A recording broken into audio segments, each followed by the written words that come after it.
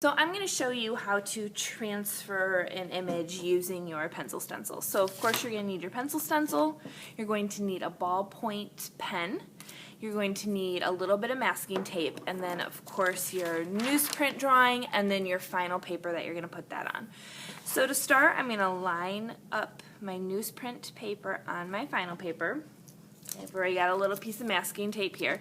So I'm going to put some tape at the top. Now you could either tape this to the table or tape it to your paper. So I'm actually just going to line it up and tape it to the table here. Okay. And then what you're going to do now is take your ink pen.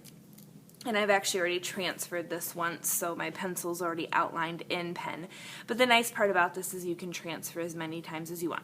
So you're going to take your pen, and before you do that, you're going to take your pencil stencil, you're going to open it up with the graphite side, and the graphite side is actually going to go down. So because I have this tape down, I can just carefully peel it back. I'm going to lay down my pencil stencil, okay, again, graphite facing my final paper, and lay this back down.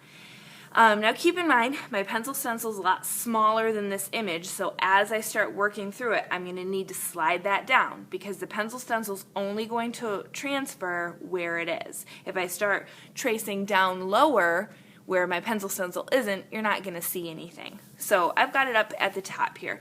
So what I'm going to do is just take my pen and start tracing.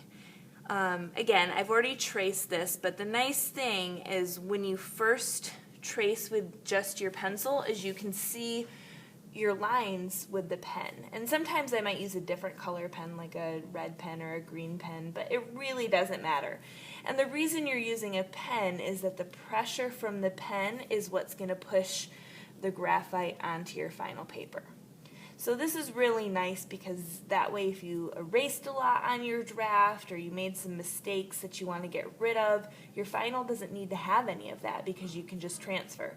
That way if you're using color pencil or shading, you're not going to see all those erase marks. So transferring is a really nice way to get a clean final image.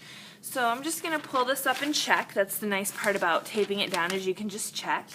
Okay, and I'm going to pull this up, and as you can see where my drawing has started to transfer. And again, the graphite right here and the pressure of my pen is what's doing this.